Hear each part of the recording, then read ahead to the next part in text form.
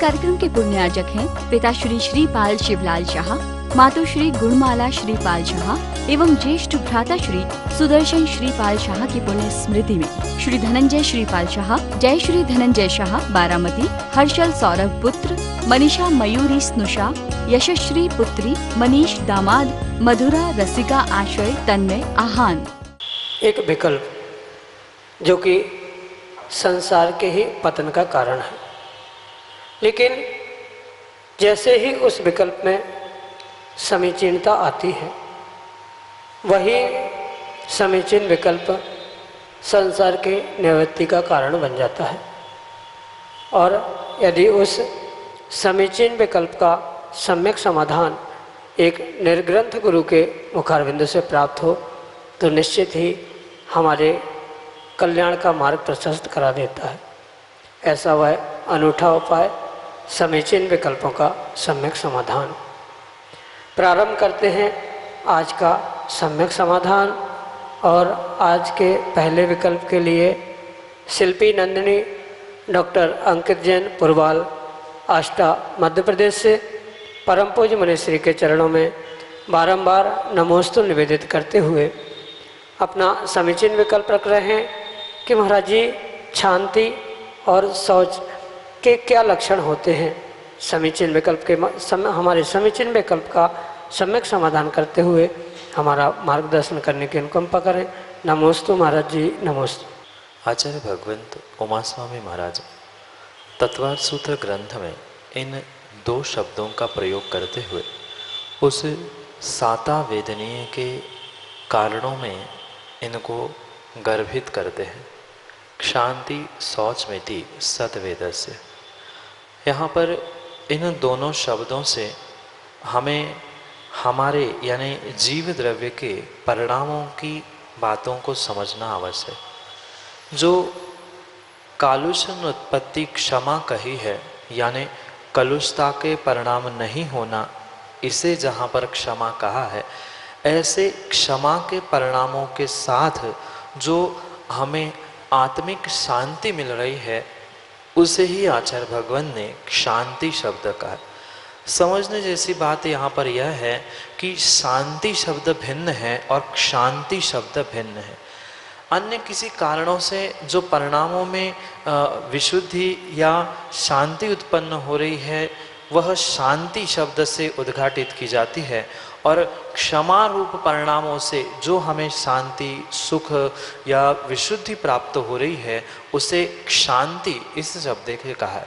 किसी ने आक्रोशवश हमें कुछ शब्द कह दिए या हमारे विपरीत किसी ने कुछ कार्य कर दिए, पर उसके प्रति भी क्षमा धारण करते हुए जो हम अपने परिणामों को कलुषित होने से बचा रहे हैं, ऐसे उस हमारे जो शांत परिणाम हो रहे हैं, परिणामों को संभालने की जो क्रिया चल रही है, उसे आचार्य भगवान ने शांति कहा है। साथ में जो शौच कहा है, वह जो उत्तम शौच धर्म हम दशलक्षण आदि दिनों में मनाते हैं, वहाँ पर उस शौच से ही अभिप्राय है।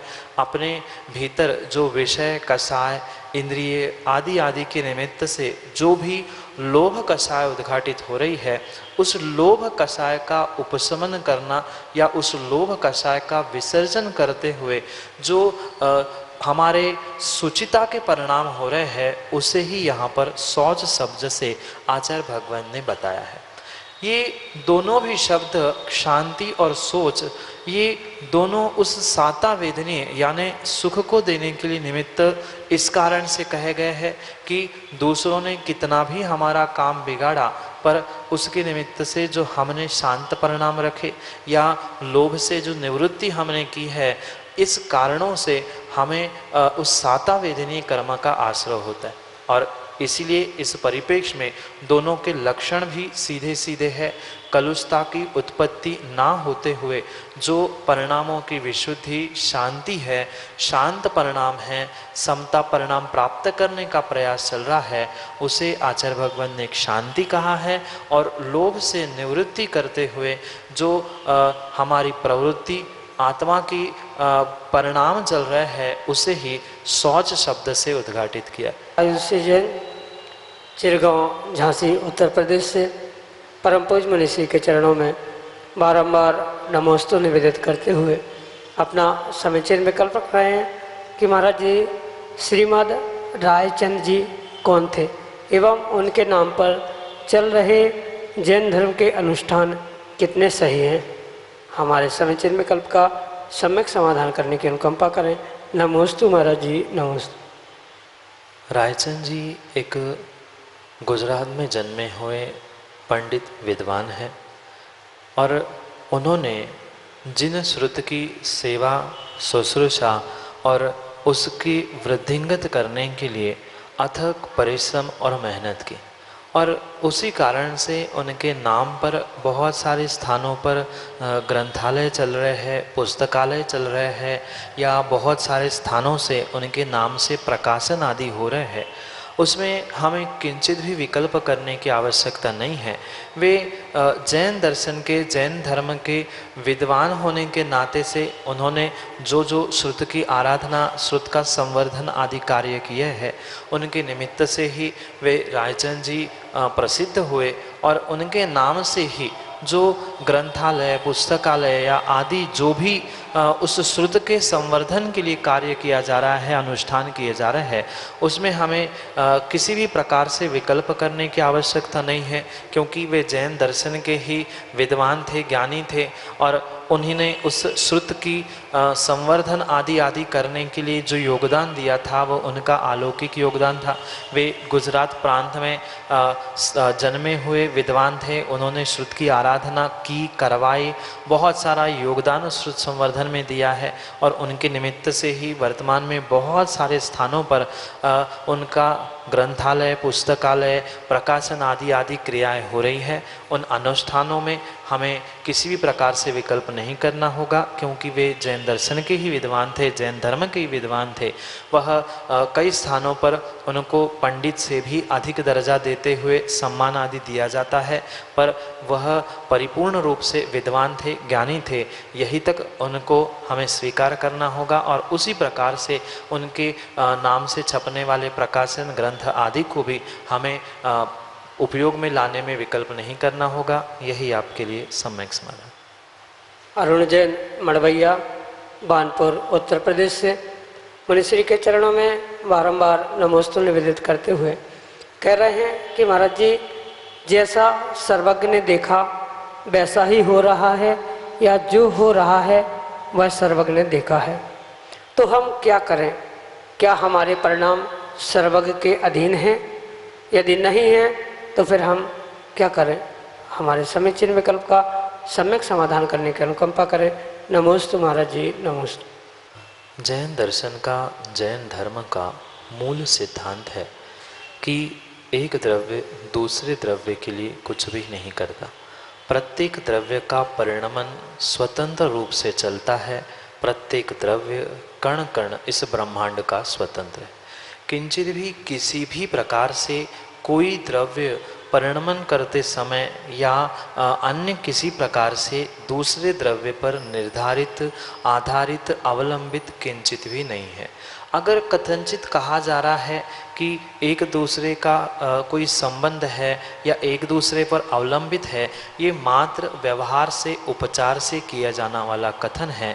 वास्तविकता में अगर हम सत्य को समझें तो इस ब्रह्मांड का कोई भी द्रव्य किसी भी द्रव्य का कर्ता है ही नहीं है। चाहे वह सर्वज्ञ भगवान क्यों ना हो, चाहे मैं एक जीव द्रव्य क्यों नहीं हूँ, मैं भी किसी अन्य जीव द्रव्य का कर्ता नहीं हूँ। फिर जब एक घर गृहस्थी चलाने वाला श्रावक घर गृहस्थी का कर्ता नहीं हो सकता निश्चय से, तो फिर सर्वज्ञ भगवान इन संसार में रहने वाले जीवों के कर्ता कैसे संभव है? इसलिए उनके सर्वज्ञता पर यानी केवल ज्ञान पर भी प्रश्न खड़ा नहीं करना है, अपितु वास्तविकता का बोध हमें करना है कि उन्होंने जो अपने केवल ज्ञान से, सर्वज्ञता से चराचर वस्तुओं को जाना है, प्रत्येक द्रव्य की प्रत्येक पर्याय को भूत, भविष्य और वर्तमान की अपेक्षा से जो उन्होंने देखा है, जाना है, उसमें उस सिद्धांत को समझने की आवश्यकता है कि वे सर्वज्ञ प्रभु उनके ज्ञान में, उनके कैवल्य में पर्याय आदि आदि झलकने से वह किसी के भी कर्ता नहीं है, अपितु जो जिस द्रव्य की होने वाली भविष्य की पर्याय है वह उसको मात्र जानते हैं और देखते हैं। ये भी हमें निश्चय और व्यवहार दोनों नयों की अपेक्षा से समझना होगा। आचार्य भगवान स्पष्ट रूप से कहते हैं जानदि पश्यति सव्वम व्यवहार नयन केवली भगवम। व्यवहार नय से ही ये सर्वज्ञ भगवान सबको जानते हैं, देखते हैं, उनके ज्ञान में परिणमन दिखाया जा रहा है, दिख रहा है, या वह आने वाली द्रव्य की पर्यायों को समझ रहे हैं, जान रहे हैं। ये सब कुछ कथन व्यवहार से है। निश्चय नयन यानी निश्चय नय से मात्र जानदे निय अपाणम, स्वयं के आत्मा को ही जानते हैं। इसलिए ये त्रैकालिक सिद्धांत हमें समझना होगा, जो ना समझने के कारण वर्तमान में बहुत सारे जीव भ्रमित है, इसलिए वह उस सर्वज्ञ भगवान को अपना कर्ता मान रहे हैं। किसी ने सर्वज्ञ प्रभु को कर्ता मान लिया, उस कर्तृत्व का खंडन करने के लिए किन्हीं विद्वानों ने भगवान के केवल ज्ञान पर ही प्रश्न चिन्ह खड़ा कर लिया। उन दोनों का भी चिंतन परिपूर्ण रूप से योग्य नहीं है, क्योंकि जो हमारे जीवन में होने वाला है या किसी भी द्रव्य की आने वाले समय में जो पर्याय घटित होने वाली है, उस पर्याय को उन्होंने जाना है, ना कि उनके जानने से कोई पर्याय हो रही। अंतर समझना, मेरे जीवन में या किसी भी व्यक्ति के जीवन में जो आने वाली भविष्य की पर्याय है उन्होंने देखा है, इसलिए नहीं होने वाली है, अपितु जो होने वाला है वह उन्होंने मात्र जाना है। वह उस जानने की भी करता नहीं है, पर्यायों को करने के भी करता नहीं है, पर्यायों को बताने के दिखाने के भी करता नहीं है। वे किसी भी प्रकार से दूसरे द्रव्य की पर्यायों के करता है ही नहीं है। मात्र जैसे दर्पण की स्वच्छता के कारण से सहज ही वह सामने आई हुई वस्तु झलक जाती है, ऐसे ही केवल ज्ञान की इतनी निर्मलता है कि उनके सामने चराचर की प्रत्येक वस्तु, द्रव्य, गुण, पर्याय, भूत, भविष्य, वर्तमान, इन तीनों को लेते हुए ही समझ में आती है या झलक जाती है। जैसे जो दर्पण के सामने काला, गोरा, लंबा, चौड़ा जैसा व्यक्ति आता है, दर्पण वैसा का वैसा ही दिखाता है। दर्पण के सामने काला व्यक्ति आया तो दर्पण उसे गोरा करके नहीं बताता, या गोरा आता है तो काला करके नहीं बताता। वहाँ जैसी पर्याय झलकती है, ऐसे ही केवल ज्ञान में दर्पण में तो मात्र एक काल की पर्याय झलकती है, पर उनके केवल ज्ञान में तीनों काल की पर्याय, भूत, भविष्य और वर्तमान की झलक। तो भविष्य की अपेक्षा से क्या होने वाला है वह उन्होंने जाना है, ना कि उनके जानने से होने वाला है। अगर हम ऐसा स्वीकार करें कि केवल ज्ञानी ने जो जाना है वही होने वाला है, तो हमें उस केवली भगवान को कर्ता मानना पड़ेगा, जबकि ये हमारे जैन दर्शन का सिद्धांत है ही नहीं। इसलिए इस परम सत्य को हम स्वीकार करें कि हमारी होने वाली पर्याय कैसी है, हम किस प्रकार से पुरुषार्थ करके उस पर्याय को प्राप्त करने वाले हैं। ये व्याख्या परिपूर्ण रूप से उनके केवल ज्ञान में, ये परिणमन उनके केवल ज्ञान में, सर्वज्ञता में झलकता है।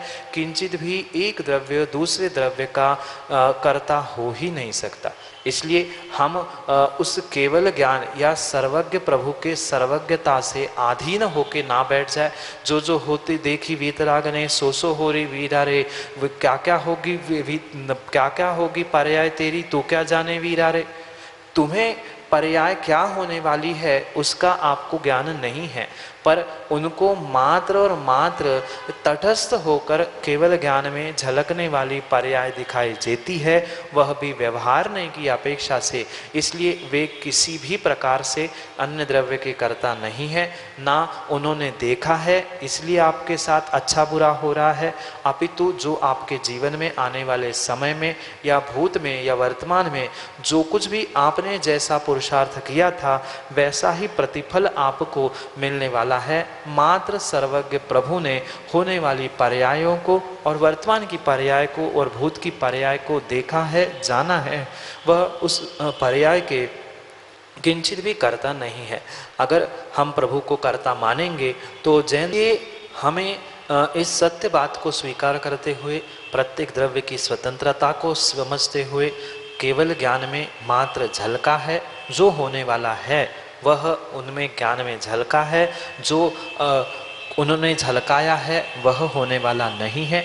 इसलिए हमें भी कुछ नहीं करना है उनके ज्ञान के लिए, पर स्वयं के भविष्य को बदलने के लिए या आने वाले समय को बदलने के लिए हम पुरुषार्थ कर सकते हैं। ऐसा ही अगर उनके केवल ज्ञान में झलका है कि अमुक जीव ऐसा पुरुषार्थ करके ऐसे प्रतिफल को प्राप्त करेगा, तो पुरुषार्थ क्या करना है उनके ज्ञान में निश्चित भले ही है, पर हमारे ज्ञान में उसका कोई निर्णय नहीं है। इसलिए हमें सम्यक पुरुषार्थ का प्रयास करना ही होगा, तभी हम अपने जीवन में उन्नति को या कल्याण को प्राप्त करेंगे। अगर हाथ पे हाथ धरे रहकर काल लब्धि के लिए या सर्वज्ञ की ज्ञान में झलका है वो होगा, ऐसे ही सोच के बैठ जाएंगे तो कभी भी हमारे आत्मा का, अपने जीवन का कल्याण नहीं हो सकता। सम्यक पुरुषार्थ करते रहे और फिर जहाँ जैसी हमने अनेकांत से जो नियतता समझी है उस अनेकांत से नियतवाद को भी समझना होगा, तो ही हम तत्वों का सम्यक निर्णय कर सकते हैं। एकांत से आगम में कोई भी सत्य या वस्तु स्वरूप का कथन नहीं है। अनेकांत से समझने का प्रयास करें, यही आपके लिए सम्यक समाधान। संजना जैन, विदिशा, मध्य प्रदेश से अगले समीचीन विकल्प के लिए ऑडियो मैसेज के रूप में हमारे सामने। नमस्ते महाराज जी। महाराज जी, हमारे बड़े हमसे कहते हैं कि 1 जनवरी न्यू ईयर पर हम सभी अच्छे कार्य करें ताकि पूरे साल हमेशा ही अच्छे कार्य हो। क्या ऐसा होता है?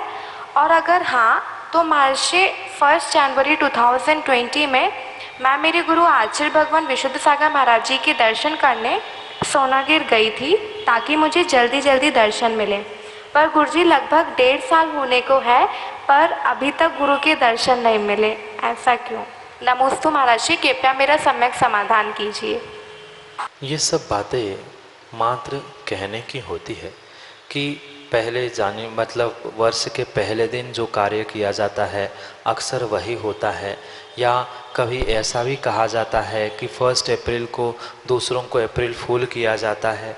ये सब कुछ मात्र मनगणन व वर्तमान में प्रारंभ की हुई क्रिया और बातें हैं।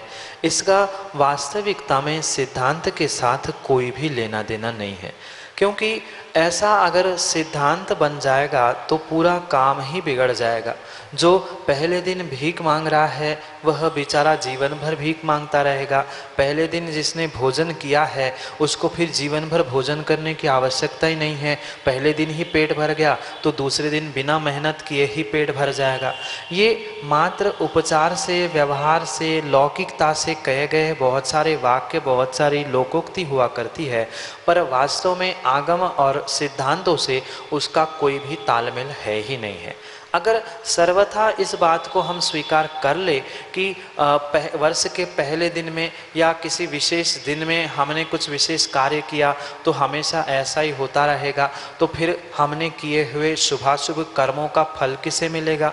इसलिए ये कथनचित हम कह सकते हैं कुछ शुभ कार्य करने के लिए कहा जाता है कि पहले दिन है सो हम अच्छे कार्य से, अच्छे दिन की दिन में भी सुबह सुबह अच्छा कार्य करके दिन की या वर्ष की शुरुआत करें, पर सर्वथा ऐसा नहीं होता। जीव का स्वयं का कर्मों का जो लेखा जोखा है वैसे ही उसके साथ हुआ करता है। इसी कारण से आपने भले ही 2020 में पहले दिन आचार्य भगवान के दर्शन किए थे, पर यह भी पक्का है कि आपने उस समय वहां पहुंचने का पुरुषार्थ किया था। अगर सर्वथा ऐसा होता तो आपको वर्ष भर फिर वही रहना चाहिए था, या वर्ष में जब चाहे बिना पुरुषार्थ किए, बिना चले ही गुरु के दर्शन आपको मिलने चाहिए थे, पर ऐसा संभव नहीं होता। ये जितना भी कथन है मात्र बहुत स्थूल व्यवहार से किया जाने वाला कथन है। इसका कोई भी आगम से, सिद्धांत से, किसी से भी कोई तारतम्य नहीं है। इसलिए मात्र इसे लोकोक्ति मानते हुए शुभ कार्य करने के लिए एक प्रशस्त दिन या कोई बहाना ही सीधी कह दो, उस बहाने के लिए ही ये ऐसा कथन किया जाता है, पर ऐसा किंचित भी संभव नहीं है। अगर इसे स्वीकार करेंगे तो हमारे कर्म सिद्धांत पर प्रश्न चिन्ह खड़ा हो जाएगा। कर्म सिद्धांत के आगे कोई भी सिद्धांत नहीं चलता। यही आपके लिए सम्यक समाधान। श्रीमती सरोज जैन, सागर, मध्य प्रदेश से अगले समीचीन विकल्प के लिए हमारे सामने। आचार्य विश्व सागर महाराज जी की जय।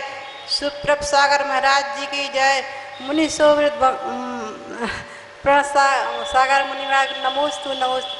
हे मुनि श्री, स्त्री पर्याय छेदन का क्या उपाय है, कृपया कर सम्यक समाधान कीजिए। स्त्री पर्याय के छेदन का आचार्य भगवंतों ने मात्र और मात्र एक ही उपाय बताया है, जिसका नाम है आरिका दीक्षा ग्रहण करना।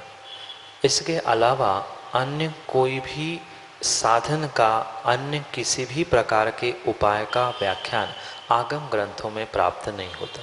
पर मात्र सफ़ेद वस्त्र पिछी कमंडल धारण कर लेना, इसका अर्थ आरिका दीक्षा नहीं है, अपितु परिपूर्ण रूप से मायाचारी से रहित होकर विशुद्ध परिणामों के साथ उस महाव्रतों को ग्रहण करते हुए, जैसे श्वेत वस्त्र है वैसे ही धवल परिणामों के साथ जो आरिका दीक्षा को धारण करते हुए जीव अपने आत्म उत्थान की, आत्म कल्याण की भावना भाता है, वही सच्चे भावलिंग को धारण करने वाला जीव ही उस स्त्री पर्याय से मुक्ति को प्राप्त कर सकता है। इसके निमित्त से एक और भी कारण कहा जाता है, एक आप सची बन जाए, जो साक्षात उस सौधर्म की पत्नी हुआ करती है, वह सची भी एक भवावतारी होती है। उसकी जैसी अनिचा भक्ति अन्य कोई भी नहीं करता। एक तो हम सची बने या फिर आरिका पद को धारण करें, अन्य कोई भी साधन नहीं है। बाल मन जिज्ञासाओं का घर ऐसा कहा जाता है। ऐसे ही अपने अगले समीचीन विकल्प के लिए एक छोटा सा बालक आदि जैन सागर मध्य प्रदेश से अपने समीचीन विकल्प के साथ हमारे सामने। नमोस्तु महाराज जी। अगर अपन गंधोदक लगाते हैं तो सारे कष्ट, सारे रोग दूर हो जाते हैं, तो अपन गंधोदक पी क्यों नहीं सकते? बहुत अच्छा प्रश्न है बेटा, पर उसके पहले मैं ही तुमसे एक प्रश्न पूछना चाहता हूँ।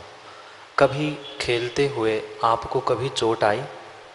जब खेलते हुए, साइकिल चलाते हुए चोट आने पर जो दवाई तुमने बाहर से लगाई थी, क्या उसे कभी पीने का प्रयास किया? नहीं किया। जो दवाई जहाँ पर प्रयोग की जाती है उसका वहीं पर प्रयोग करना ही उचित होता है। आप ये सोचो कि चोट बाहर से लगी है, दवाई बाहर से लगाने की जगह मैं उसे अंदर से ही पी लूँगा तो स्वास्थ्य ठीक हो जाएगा या घाव भर जाएगा, तो ऐसा नहीं होता। पीने वाली दवाई भिन्न होती है, लगाने वाली दवाई भिन्न होती है। जब लगाने से ही हमारा पाप, रोग, बीमारी सब मिट रही है तो हमें पीने की क्या आवश्यकता? जो दवाई मात्र बहिरंग उपचार से ही हमारे स्वास्थ्य को, हमारी बीमारी, हमारी रोग को ठीक करने में समर्थ है, उसको पीने की आवश्यकता नहीं है। इसलिए जिन जिन जीवों ने श्रद्धापूर्वक, भक्तिपूर्वक उस गंधोदक को योग्य स्थानों पर लगाया है, उनका नियम से रोग, बीमारी आदि सब कुछ ठीक हुआ है। पर जिनके पास श्रद्धा नहीं है, विश्वास नहीं है, ऐसे जीव रोज गंधोदक को लगाते हैं पर उनकी बीमारी आदि ठीक नहीं हो पाती। इसलिए जो दवाई परिपूर्ण रूप से हमारे बहिरंग इलाज के लिए है, जरूरी नहीं है वह दवाई अंतरंग इलाज के लिए प्रयोग की जाए। ये भी बात हम साथ में समझे। हम बाहर जो लगा रहे हैं वह मर्यादित, सीमित, उच्च स्थानों पर ही गंधोदक को लगाया जाता है। अगर गंधोदक को हम पी लेंगे तो पेट में जाकर उस पानी का पता नहीं क्या परिणमन होगा। अगर वह गंधोदक जो पूज्य है, हम महान मानते हैं, उसके निमित्त से अगर मल बन रहा है या 1 नंबर 2 नंबर वह पानी उसमें परिणत हो गया तो हम तो गंधोदक की अवहेलना ही कर रहे हैं। मुख में भी जाएगा, मुख में भी असंख्यात जीव है, लार है, कंठ में, पेट में, इन सभी बातों का भी हमें ध्यान रखना होगा वैज्ञानिक दृष्टि से। और आगम के परिप्रेक्ष्य में वीतराग विज्ञान की अपेक्षा से हमें वस्तु स्वरूप को और वास्तविकता को समझना होगा। ये आपका तर्क सही है कि गंधोदक जब बहिरंग से ही ठीक कर सकता है, अगर अंदर पी लेंगे तो कभी हमें बीमारी हो ही नहीं सकती। पर ये अपना सोचना सर्वथा सत्य नहीं हो सकता, क्योंकि जैसे वह दवाई बाहर की लगाने वाली भिन्न होती है, पेट में लेने वाली दवाई भिन्न होती है, ऐसे ही इसके साथ परिणमन समझे और साथ साथ वह गंधोदक पूज्य है, महान है, वह सम्माननीय है, आदरणीय है, उसको पीने से कभी भी बीमारी ठीक हो जरूरी नहीं है। आप हम सभी लाभ ले रहे थे समीचीन विकल्पों का सम्यक समाधान इस लोकप्रिय कार्यक्रम का। यह कार्यक्रम प्रतिदिन शाम को 4 बजे पारस टीवी चैनल के माध्यम से प्रसारित होता है एवं शाम को 5:13 पे यूट्यूब चैनल सुप्रभुवाच के माध्यम से इसका प्रसारण होता है।